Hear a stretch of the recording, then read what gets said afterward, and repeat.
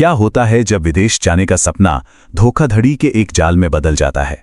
चलिए एक ऐसी ही कहानी को समझते हैं जो दिखाती है कि कैसे एक बेहतर भविष्य की उम्मीद एक बुरे सपने में तब्दील हो गई। ये कहानी है पंजाब के 4 नौजवानों की। इनकी आंखों में उम्मीद थी, दिल में बड़े बड़े अरमान थे और ये अपनी जिंदगी बदलने वाले एक सफर पर निकलने के लिए पूरी तरह तैयार थे। और इनका सपना भी वही था जो आजकल भारत के कई नौजवान देखते हैं, कैनेडियन ड्रीम, मतलब बेहतर मौकों की जमीन, एक शानदार जिंदगी और एक सुनहरा भविष्य। और ये वो रकम है जिसने उनके इस सपने को और उनकी आजादी को दोनों को दांव पे लगा दिया।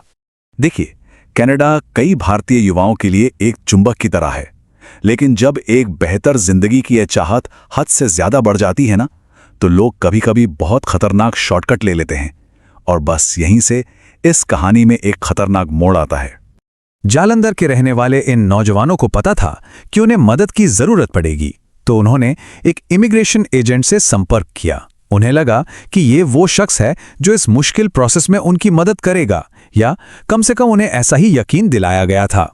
मोहाली में उन्हें एक एजेंट मिला और उन्हें लगा कि उनकी सारी मुश्किलों का हल मिल गया है। एजेंट ने उनके सामने एक ऐसा ऑफर रखा जो सुनने में इतना अच्छा था कि यकीन करना मुश्किल था। एजेंट का वादा एकदम सीधा और साफ था। 4 लोगों को कनाडा का वर्क परमिट वीजा मिलेगा, और वो भी एक ही फिक्स्ड कीमत पर। तो बस बिना ज्यादा सोचे समझे डील फाइनल हो गई।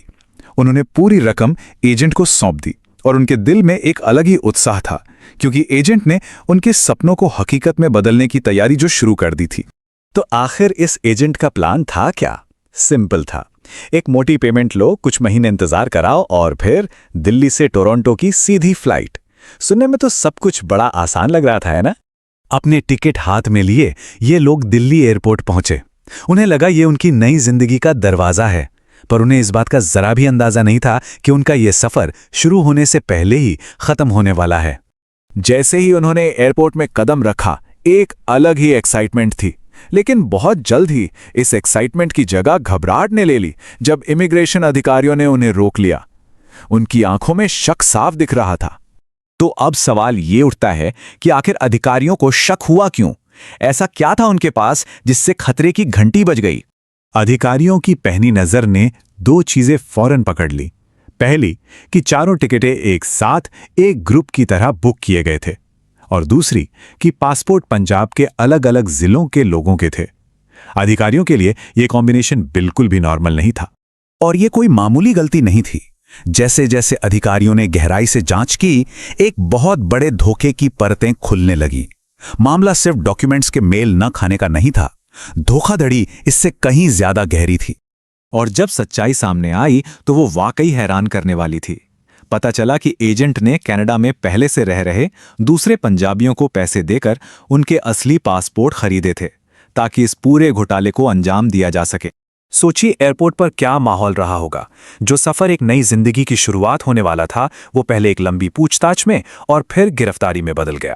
उनका कनाडा जाने का सपना दिल्ली एयरपोर्ट पर ही टूटकर बिखर गया। और इस धोखे का अंजाम इसमें शामिल सभी लोगों के लिए बहुत बुरा हुआ। तो एक तरफ तो थे ये नौजवान जिनका सपना टूट चुका था और वो पुलिस के हवाले थे, और दूसरी तरफ वो धोखेबाज एजेंट जो फोन बंद करके गायब होने की फिराक में था।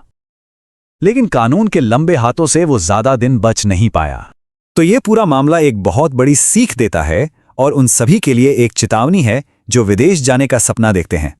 और आखिर में ये कहानी हमारे सामने एक बहुत बड़ा सवाल छोड़ जाती है।